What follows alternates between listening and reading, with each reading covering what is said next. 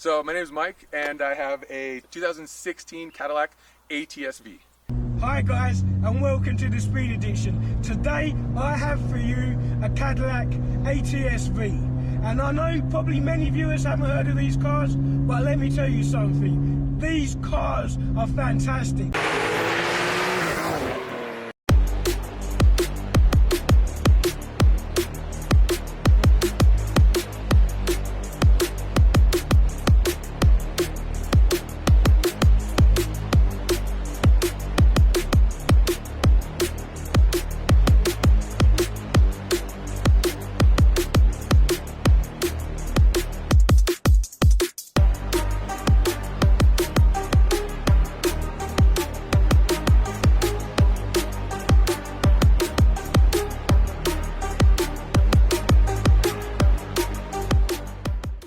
What's your name and tell us about your car? So my name is Mike, and I have a 2016 Cadillac ATS-V. Well, ATS-V, and these cars are really rare. They're like a competitor to BMW M3 and M4 or the Mercedes C63 AMG.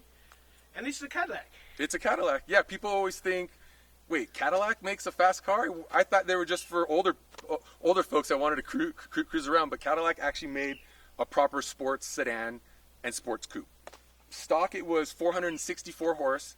Currently, in the current state, it's 625 to the wheels. The turbos are stock. You can get about 650, 675 out of the stock one. So it goes to show how good these guys are. Wow, and that's a lot of overhead for the stock turbo. That's pretty awesome. Yeah, so I have an AJM Performance high pressure fuel pump, a fuel cam that spins the high pressure pump more, a low pressure pump in the tank, yeah, and a Justin Schmidty Tune that dials it all in. This is a proper sports car, sports saloon, sports sedan, whatever you want to call it. Suspension is completely and utterly redone. One of a kind MCS two-way fully adjustable coilovers. We've got 4-slat camber plates, full SPL development car. So what we have here is a track weapon, and I am blessed and privileged to be able to drive this car on my favourite roads. So let's go. Wow.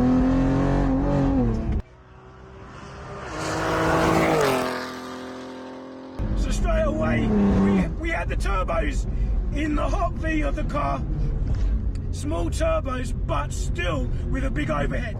Once I was done with the power, it was totally fine on the street, but as you can see, I track this car. So once you're on track, things get a little bit hotter. You know, we're doing 25, 35, sometimes 45 minutes on track, wide open, and things started to get a little hot. The engine took it. This thing, I literally have not been able to break it. I've tried to break it. It just won't break. But I decided, you know, let's be safe, let's be smart, let's start to work on cooling. So it has the Weapon X triple heat exchangers. So yeah, there's a center one, a big center one in the front, and then two side ones in the side grille in front of the front wheels. The stock suspension was the GM mag ride shocks, and they were awesome. That's for magnetic wire control, right? Yes, correct. That was derivative from the Corvette Z06 cars, okay, way back in the day, and it finally trickled down here, and it was awesome. I had probably 10 to 15 track days on the mag ride shocks, and yeah, just a lowering spring, and it killed it. It was awesome, you know. But of course, like with everything else, yeah, you want a little bit more. So I said, you know, why don't I go a lot more? And what I ended up doing is going with a custom MCS racing dampers and a iBox spring. So the dampers are two-way adjustable. So you can adjust the compression and the rebound separately. Okay. So you can really dial it in, and you can get every corner, front to back, however you want to set it up. As far as the coilovers went, there was one other guy that helped in the measurement, Thomas Thompson, and he helped out with that a lot. He went with the single way adjustable due to the rule class that he's in. For yeah, his V, I didn't want any of that. I'm like, if you have the single ways, then I want the two ways. So this is the only V that exists as of now that has the two-way dampers on it. So it's just myself and one other guy that have this, and it was specifically made for these cars. There's so much grip in this chassis, but it's not just outright grip. There's a whole interaction between your buttocks and the throttle pedal and the steering. It's so complete. You can just throw it around. Again, not braking in the corners at all. Just steer. Wow, I can't believe I'm driving a Cadillac with a chassis this good. It's something else. When I first heard Motor Trend speak about this car, saying it was an M3 Beta a few years ago, I was like, yeah, just some more biased journalism. But now I'm driving it, I have to say, it really is that good.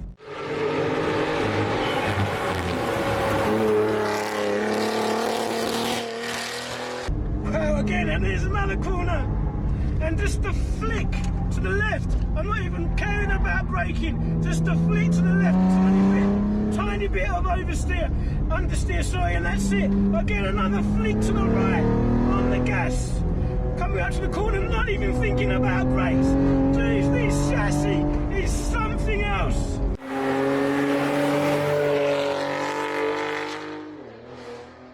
Wow, MCS, you guys made some fantastic coilovers. So the spring rate is a 800 pound in the front and a 900 pound in the back, which is extremely heavy. For sure. You never know, and that just goes to show if you have a properly matched damper and spring, it's going to ride like stock, if not better. And that's really was the reason why I went with it. I want something for the track that I can kill it on, and something I can drive to work and sit in traffic with. What a car! Flicky to the right. Not even caring about the entry speed, not caring about understeer, on the gas.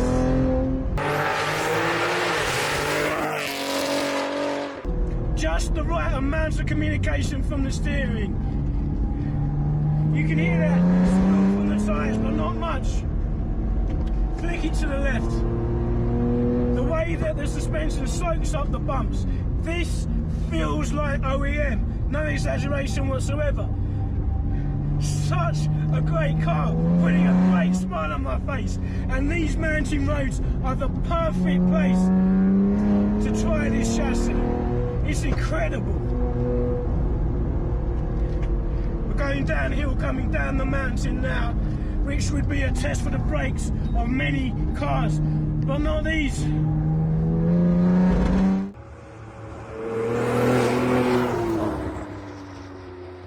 I have the AP Racing brake kit up front.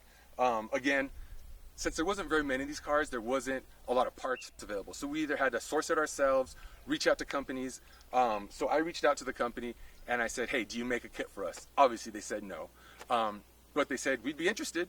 And so they're based in North Carolina. So I reached out to a V owner out there and said, hey, can you drop your V off at the shop?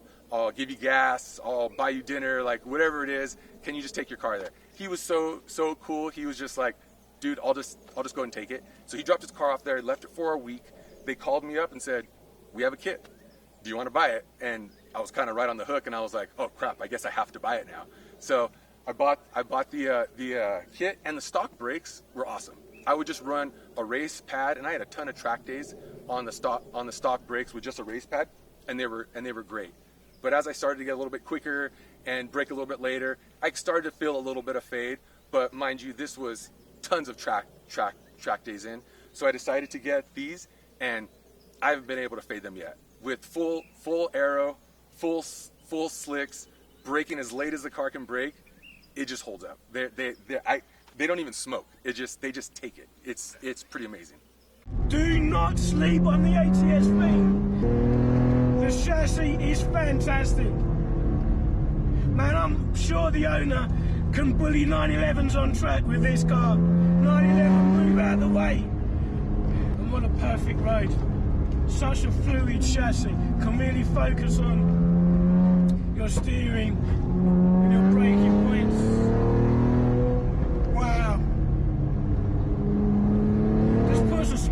my face. Brakes are doing fantastic. What a car. I don't know. I would never have thought that one of the best cars I've driven was a Cadillac. But it is. Unbelievable. Can really balance it on the limit of adhesion and feel fully confident. Alright guys, I am going to end it here. A big thanks to Mike for letting me review his car. My eyes are open and I'm converted. I don't know if I'm going to buy a Cadillac, but I'm definitely in love with this car. Guys, if you love my content, please subscribe to the channel. If you subscribe and watch my videos, then guys will come and bring their cars to me for review. And that's what I want. So guys, I appreciate you. Thanks for watching. And again, a big shout out to Mike for letting me review his car. And stay tuned for more episodes of The Speed Addiction. Take care, and I'll see you guys soon.